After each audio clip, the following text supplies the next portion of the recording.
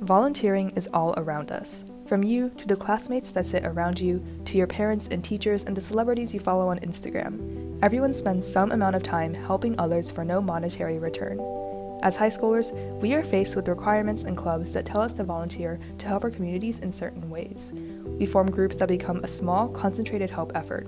And with increasing globalization, these groups of organization efforts have become larger, more centered, and more available to the public.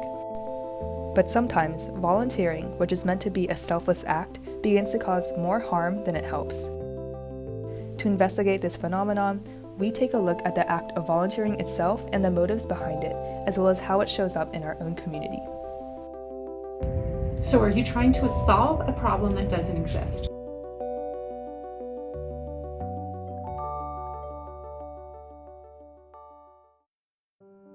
Volunteering in developing countries is a trend that's been on the rise in recent years. In countries such as in Africa or Central America, donations of clothing actually create a dependency of such nations to receive used clothing from international markets. When these nations were first growing, they had been developing their own manufacturing industry at a sufficient pace until they began receiving donations from wealthier Western countries, halting this process. In Zambia, textile employment fell from 25,000 jobs in the 1980s to less than 10,000 in 2002. Secondhand clothing donations replaced the domestic textile industry, making the country reliant on Western nations and stalling the progress that it was once experiencing. To better understand the implications behind these situations, we interviewed a psychology professor at the University of Houston downtown, Dr. Susan Henney. I don't know if you have heard of the word volunteerism. Okay? Volunteerism, right? Where you pay to go volunteer. You pay travel expenses for yourself to go volunteer, right? And a lot of times, the tourist organization has gone into the communities and said, well, you need this, right? Oh, you're obviously a poor community, you need a food bank, or you need a new clinic. And there's often the imposition or the assumption of need rather than the reflection of the community's needs, the reflection of the community's expression of their needs, right? That's almost always the problem with white savior complex, is you go in to address the need that you think is there rather than the need that they think is there. You know, there's a great nonprofit that operates in Africa having to do with building water wells, clean water wells, right? But not every community wants one. And I know that there was an interview with one of the staffers of that, and we kept on trying to bring them to all of these communities, this clean water system, and they didn't want it. I said, well, that's because you had the clean water system here. And they're like, whoa, right? Whereas if you went in without that preconceived notion that this is the solution to their problem, and say, I want to know what you think the solution to your problem is, right? Your clean water problem in this case. Yeah. You might hear from them, we don't have a water problem. We go and we get the water from the stream, it's true, but nobody's ever gotten sick. Social media has grown exponentially over the past years, becoming an intangible staple of society. People use it to connect, share, and spread information and learn more about their environment. It's had a tremendous effect on the way we view the world and ourselves, and sometimes this new perception can become distorted and lead to illogical actions. From 2010 to 2015, Renee Bach, a 20-year-old college student with no medical training, opened a center for malnourished children in Uganda. One of her first actions was to start a blog chronicling her journey. Yet out of the 940 children she took in, 150 died. More than just starvation, those children often had a plethora of medical conditions, none of which Bach was qualified to treat. Another thing would be if you're deriving monetary benefits or social media benefits. Clicks, if you're doing it for clickbait, then the benefits that you're giving are not commensurate with what you're giving. Okay, so you're deriving a benefit from it that is out of proportion to your investment in it.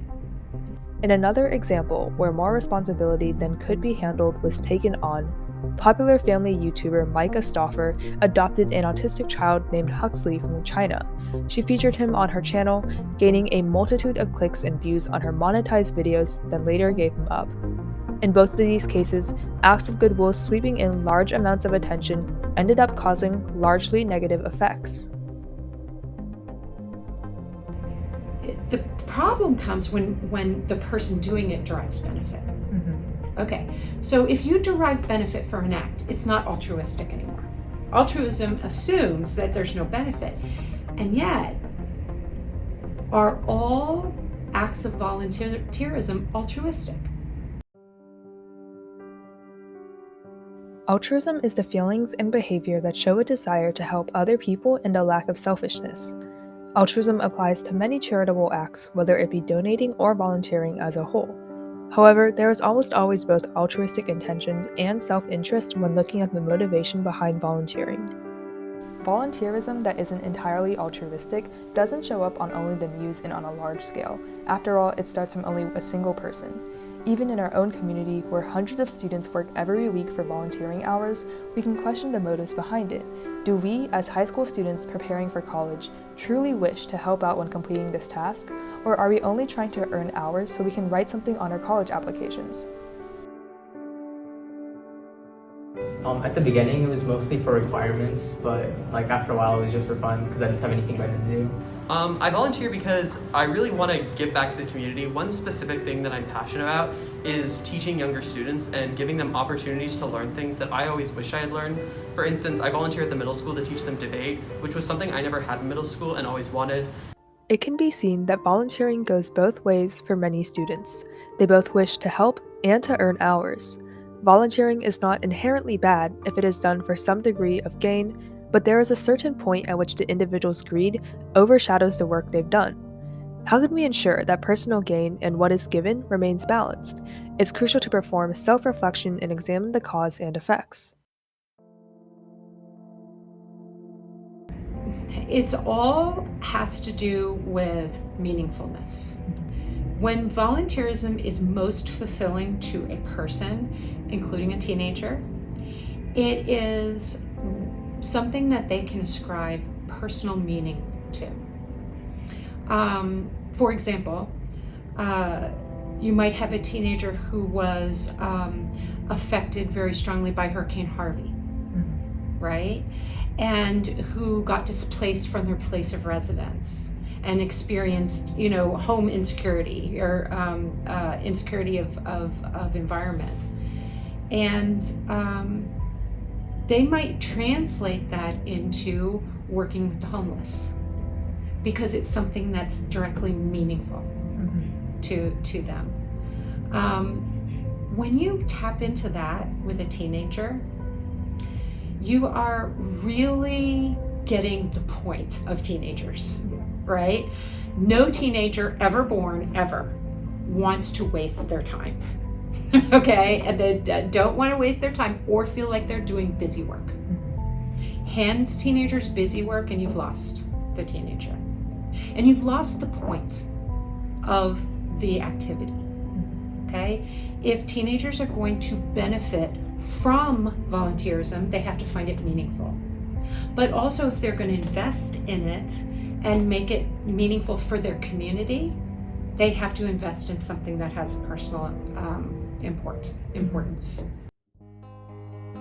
From volunteering, we can gain both service hours and a sense of satisfaction for having done good work. From volunteering, people in need are helped and we can give back to our community. It is, in all aspects, an act that can benefit both you and the people you are serving. Yet, if it is done purely selfishly and for personal gain, but still helps the people involved, is the volunteering invalid? How about if the act was completely altruistic but made no impact at all? The two most important factors to consider when questioning an act of volunteering are intent and outcome. 1. Why are you volunteering? And 2. Will it help or harm the community it seeks to improve? Only once these questions are asked can we arrive at a conclusion.